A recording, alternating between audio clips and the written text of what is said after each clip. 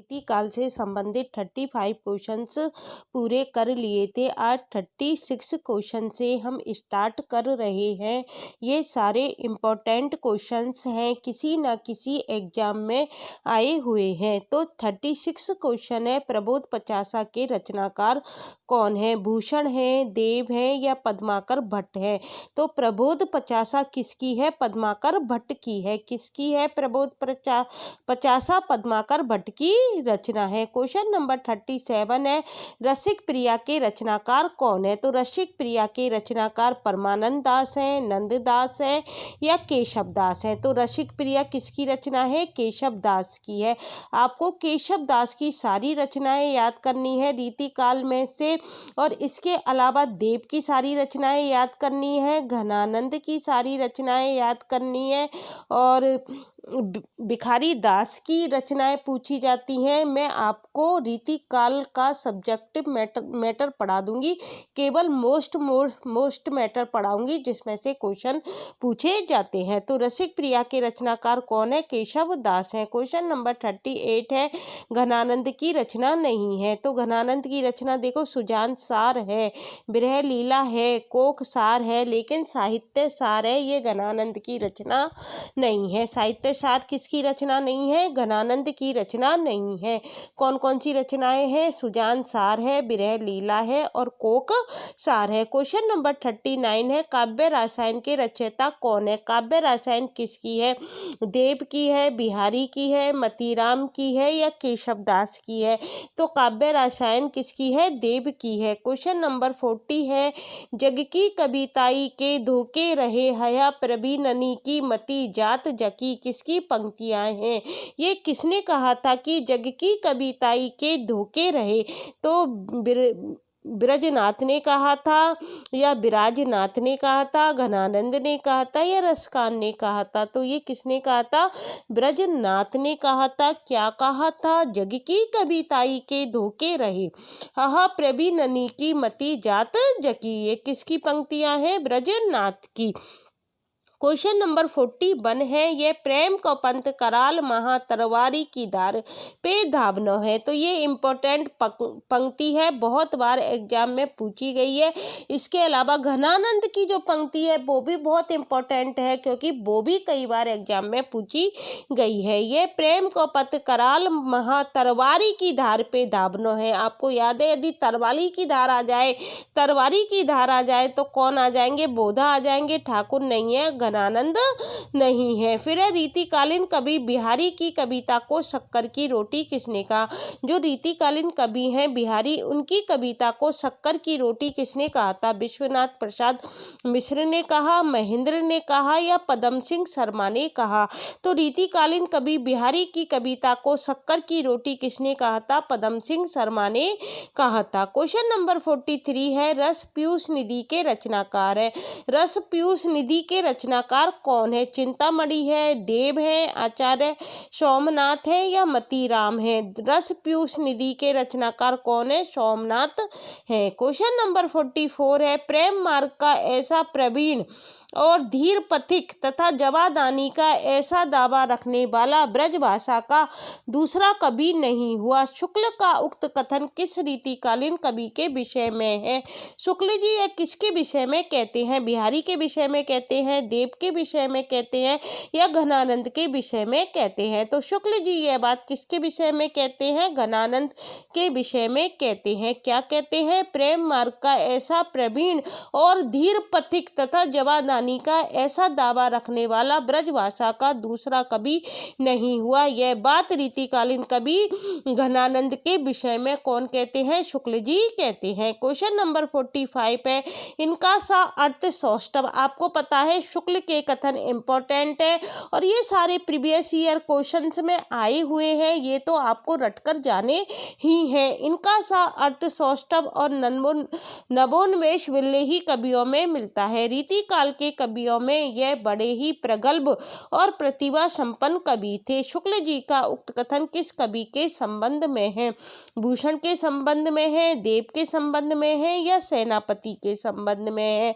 तो ये किसके संबंध में है? देव के संबंध में है। शुक्ल जी देव के बारे में क्या कहते हैं कि इनका सा अर्थ सौष्ठव और नमोन्मेष बिल्ले ही कवियों में मिलता है। रीति काल के कवियों में यह बड़े ही प्रगल्भ और प्रतिभा संपन्न कवि थे। ये किसके बारे में कहते हैं? शुक्ल जी देव के बारे में कहते हैं। क्वेश्चन नंबर 46 है, जिस कवि में कल्पना की समाहार शक्ति के साथ भाषा की समाज शक्ति जितनी अधिक होगी उतना ही वह मुक्तक की रचना में सफल होगा। यह क्षमता बिहारी में पूर्ण रूप से वर्तमान थी। यह कथन किस विद्वान का है?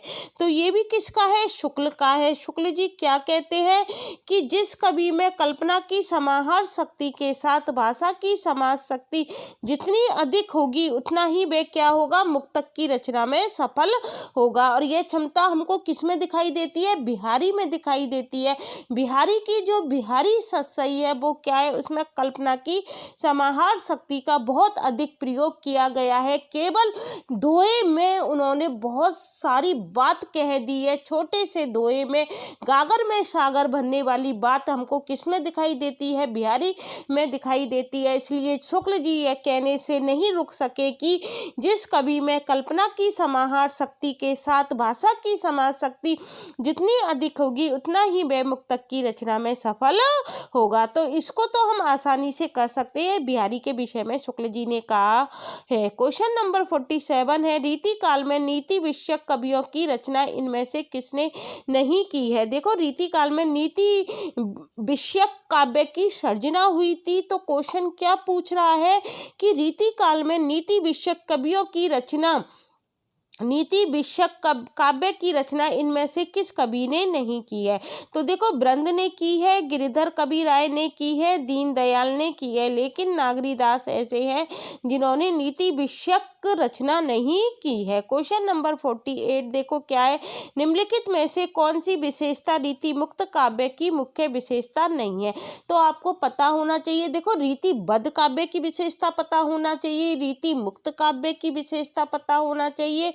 इसके अलावा रीति सिद्ध काव्य में क्या बताया गया है ये हमको पता होना चाहिए। इसके अलावा रीति सिद्ध कवियों में देखो बिहारी आ जाते हैं, सेनापति आ जाते हैं, और देखो रीतिबद्ध कवियों में कौन कौन आते हैं, रीति मुक्त में कौन कौन आते हैं। रीति मुक्त में घनानंद, बोधा, ठाकुर, आलम और द्विजदेव रखे जाते हैं। इनसे भी एक क्वेश्चन पूछा जाता है। रीतिबद्ध में कौन आते हैं?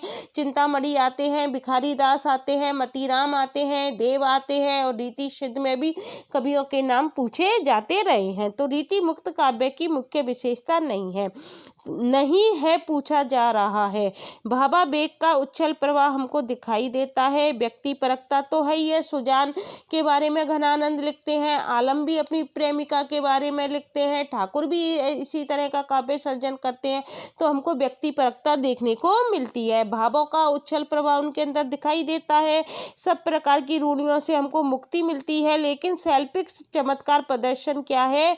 रीति मुक्त काव्य की विशेषता नहीं है। शैल्पिक चमत्कार प्रदर्शन तो रीतिबद्ध काव्य की विशेषता में आता है। क्वेश्चन नंबर 49 है, किसी कवि का यश उसकी रचनाओं के परिमाण के हिसाब से नहीं होता है बल्कि गुण के हिसाब से होता है। शुक्ल जी का यह कथन किस रीतिकालीन कवि के संबंध में है? शुक्ल जी क्या कह रहे हैं कि कोई भी कवि है, आपको पता है रीतिकाल में बिहारी को कितनी प्रसिद्धि मिली थी, तो उसी को आधार बनाकर शुक्ल जी क्या कह रहे हैं कि किसी कवि का यश उसकी रचनाओं के परिमाण के हिसाब से नहीं होता है बल्कि किसके हिसाब से होता है? गुण के हिसाब से होता है। तो ये किसके बारे में है? सेनापति, पद्माकर या बिहारी? तो ये कथन किसके बारे में है? बिहारी के बारे में। क्वेश्चन नंबर 50 देखो, स्थापना और तर्क से संबंधित पूछा गया है। स्थापना क्या है? इस काल को रीतिकाल कहने में किसी प्रकार का अव्याप्ति दोष नहीं होगा। रीतिकाल को हम रीतिकाल कहेंगे। क्यों कहेंगे? क्योंकि रीतिकाल को कहने में किसी प्रकार का अव्याप्ति दोष नहीं होगा। उसका तर्क क्या दिया गया है? ये देखो तक नहीं है, ये तर्क है। थोड़ी टाइपिंग मिस्टेक हो जाती है, टाइपिंग में नहीं आ पाता है।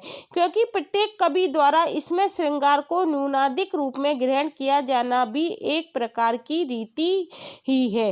क्योंकि प्रत्येक कवि द्वारा इसमें जो श्रृंगार है उसको न्यूनाधिक रूप में ग्रहण किया जाना भी एक प्रकार की रीति ही मानी जाती है। क्योंकि श्रृंगार का वर्णन मतलब सब प्रकार का वर्णन हमको रीतिकाल के कवियों में दिखाई देता है। तो श्रृंगार को न्यूनाधिक रूप में इन्होंने क्या किया है, ग्रहण किया जाना क्या है, एक प्रकार की रीति है। तो इसमें स्थापना और तर्क दोनों सही हैं। तो आज मैंने आपको 50 क्वेश्चंस करा दिए हैं।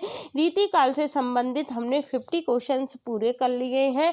रीतिकाल के हम कम से कम 100 क्वेश्चन पूरे करेंगे। सारे क्वेश्चन इंपॉर्टेंट करा रही हूँ जो कि प्रीवियस ईयर क्वेश्चंस में पूछे गए हैं। इसके अलावा रीतिकाल की समझ से संबंधित सब्जेक्टिव मैटर भी मैं आपके लिए लेकर आऊंगी, जिससे आपकी क्या है, रीतिकाल पर पूरी कमांड हो जाएगी। रीतिकाल समाप्त होते ही हम आधुनिक काल की ओर कदम रखेंगे। और इसके अलावा जो आरपीएससी फर्स्ट ग्रेड में जो कवि लगे हुए हैं उनके बारे में विस्तृत जानकारी भी हम इसी चैनल पर प्राप्त करेंगे। यदि आपको मेरी वीडियो अच्छी लगती है तो इसे लाइक, शेयर और सब्सक्राइब कर देना, क्योंकि सब्सक्राइब करने से आपको क्या फ़ायदा मिलता है कि आपको हर वीडियो का नोटिफिकेशन प्राप्त होता रहता है। Thank you guys.